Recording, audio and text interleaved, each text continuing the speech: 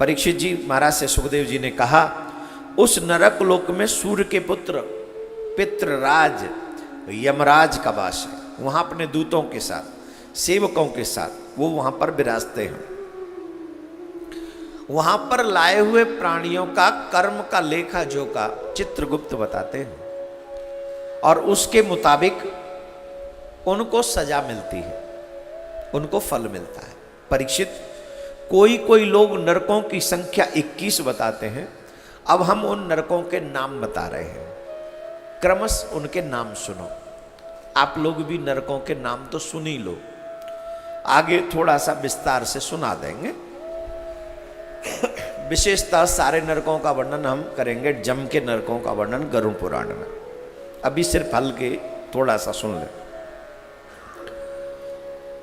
लक्षणों के अनुसार उनका क्रमश वर्णन करते हैं। उनके नाम है तामिस्त्र, अंधतामिस्त्र, रौरव, महारौरव, कुंभीपाक, कालसूत्र, अस्त्रीपत्रवन, सुकरमुख, अंधकूप, कूपी भोजन, संदंस, तप्त सूर्मी, वज्रकंटक, सालमली, वैतरणी, पुयोध, प्राणरोधक, विशासन, लालवक्ष, सारमयादन, अबीच और अयपान। इनके सिवा क्षारगर्दम, रक्षोगण भोजन, शूलप्रोत, दंत सूक, अवंट निरोधन, पर्यावर्तन और सूचीमुख, ये 7 मिलाकर कुल 28 नरक तरह तरह की यातनाओं को भोगने के लिए बनाए गए हैं। स्पेशली ये नरक जो बनाए गए हैं वो पापिष्ट लोगों के लिए बनाए हैं। जो जीव अधिक पाप करता है, पाप के क्रम अनुसार ही उन जीवों को उन नरकों में डाला जाता है। कौन कौन से पाप करके जीव कौन कौन से नरक में जाता है? जो पुरुष दूसरों के धन, संतान अथवा स्त्रियों का हरण कर लेता है, उसे अत्यंत भयानक यमदूत काल पास में बांधकर बलात् तामिस्त्र नरक में गिरा देते हैं। उस नरक में, अंधकार में नरक में उसे अन्न जल न देना, डंडे लगाना, भय दिखलाना आदि अनेक प्रकार के उपायों से पीड़ित किया जाता है। जो व्यक्ति दूसरों का धन हरण करता है, जो व्यक्ति दूसरों की स्त्रियों का हरण करता है, जो व्यक्ति दूसरों के बच्चों का हरण करता है, जिसे आजकल किडनैपिंग कहते हैं। आप सोचिए, मैं तो कह रहा हूं 80% लोग इसी नरक में जानेंगे। सब आज के युग के लोग 80% इसी नरक में जाएंगे। मना करके दिखाओ तुम। किसी की दूसरे के धन पे नजर रहती है, किसी को दूसरे की स्त्री पर नजर रहती है, किसी को दूसरे के बच्चे पे नजर रहती है। आजकल तो बच्चा जन्म होता है, हॉस्पिटल से बच्चा चुरा के ले जाते हैं लोग, उसे भीख मंगवाते हैं या बेच देते हैं। बच्चे भी सुरक्षित नहीं। 80% लोग इसी नरक में जाने वाले हैं। अच्छा, अपने काम के प्रति ईमानदारी नहीं है, लेकिन बेईमानी के प्रति फुल ईमानदारी है। आज आप लोगों का काम करने का स्टाइल देखो। लोग चाहते हैं हमारा भी काम कोई और कर दे, लेकिन सैलरी हमें ज्यादा मिले, पर उसकी भी बदले कि हमें मिल जाए। हाँ या ना, ईमानदारी से बताओ, है कि नहीं? जबकि शास्त्र क्या कहते हैं? अपनी सामर्थ्य स्वयं सुनिश्चित करो। अपनी सामर्थ्य स्वयं सुनिश्चित करो।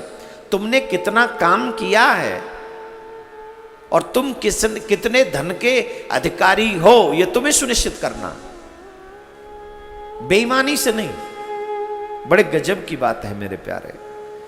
वहां अंधकार ही होता है, वहां 24 घंटे अंधकार में रखते उसे। ये जो नरक है ना, तामिस्त्र नाम का नरक, उस नरक में अंधकार में अन्न जल न देना, उसे अन्न जल नहीं मिलता है। वहां पर अंधेरे में रखते हैं और डंडों से उसकी जो है सेवा होती। एक तो कुछ दिखे नहीं, ऊपर से डंडे और पड़े, खाने को कुछ मिले नहीं, पीने को कुछ मिले नहीं।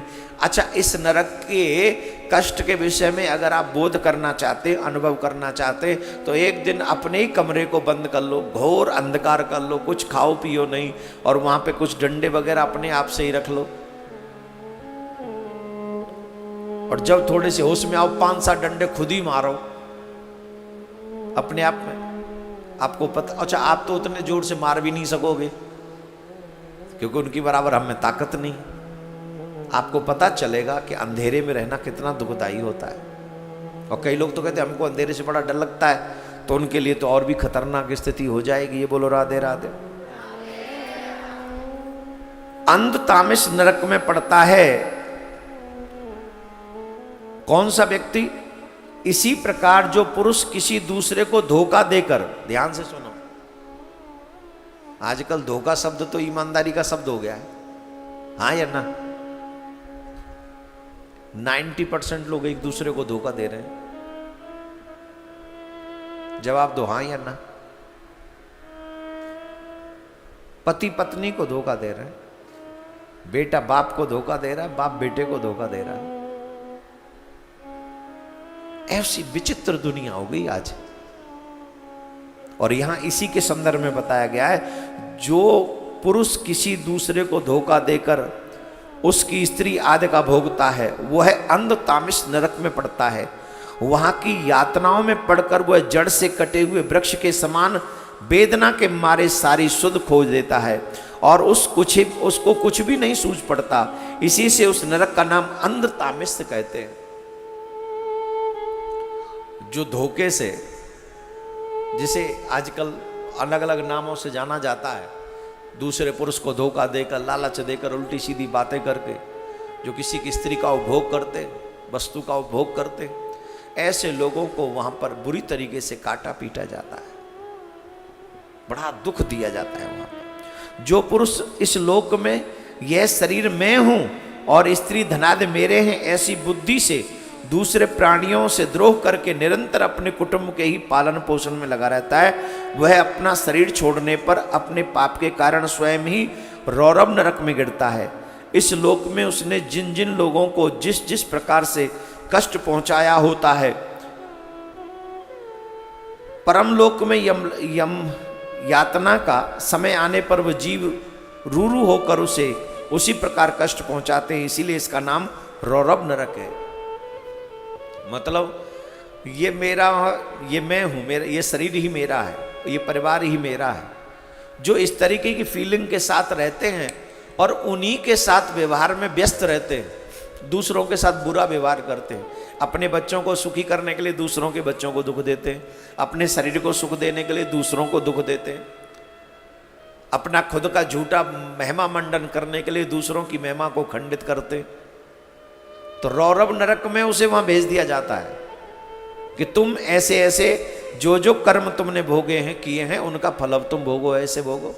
वो सब वहां पहुंच जाते उसे दुख पहुंचाने के लिए, जिन जिन को उसने यहां दुख पहुंचाया होता। बोलो राधे राधे। जोर से बोलना पड़ेगा, और जोर से।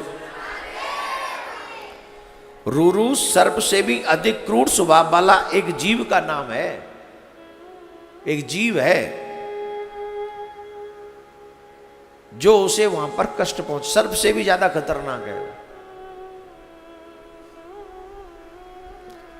एवं महारौरवो यत्र, ऐसा ही महारौरव नरक है। इसमें वह व्यक्ति जाता है और किसी को परवाह, और किसी की परवाह न कर केवल अपने ही शरीर का पालन पोषण करता है। ऐसे तो बहुत लोग मिल जाएंगे आपको।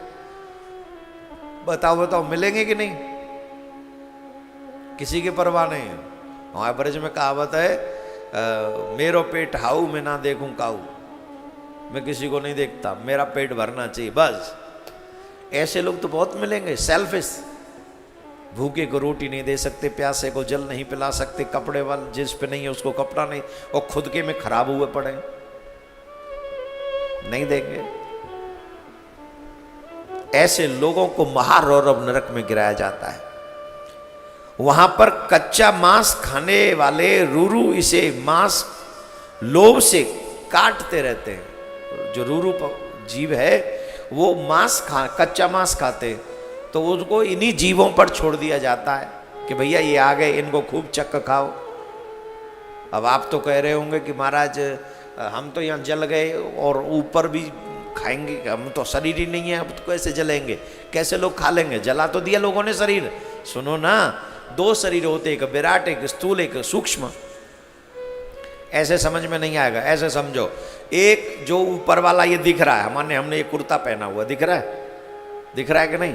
लेकिन इसके अंदर हमने बनियान पहनी हुई है, वो दिख रही है किसी को? दिख रही है?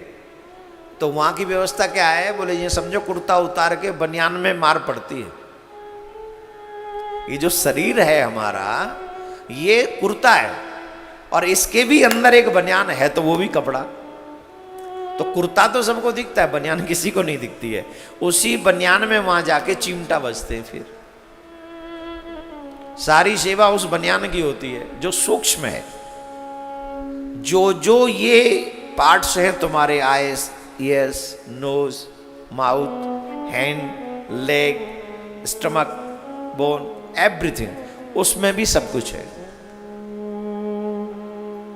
लेकिन वो तुम्हें दिखाई नहीं पड़ता। मरने के बाद वही निकलता है, जैसे यमराज के दूत जबरदस्ती खींच के ले जाते हैं, उसी को लेके जाते हैं। और वो शरीर यातना के लिए है।